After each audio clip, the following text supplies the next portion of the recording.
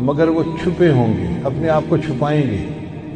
پہلے مدینہ طیبہ میں ہوں گے مگر وہ وہاں سے مکہ مکرمہ اس لیے آ جائیں گے کہ لوگ مجھے پہچان نہ لیں، چھپ رہے ہوں گے لوگوں سے کہ لوگ مجھے دیکھ نہ لیں، پہچان نہ لیں۔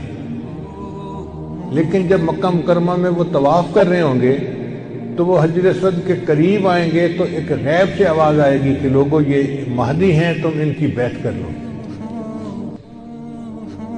تو لوگ ان کے ساتھ بیعت کر لیں گے اور پھر ان کے ساتھ ایک لشکر شروع ہو جائے گا۔ یہ لشکر ایسا ہوگا کہ جس نے بالآخر بیت المقدس کو فتح کرنا ہے۔ حدیث مبارکہ میں ہے کہ کالے جھنڈے یہ لے کر لوگ اٹھیں گے اور وہ اس کو جا کر بیت المقدس کے اندر گاڑیں گے، یعنی امام مہدی کے ہاتھ پہ اللہ تعالیٰ بیت المقدس کو فتح کروا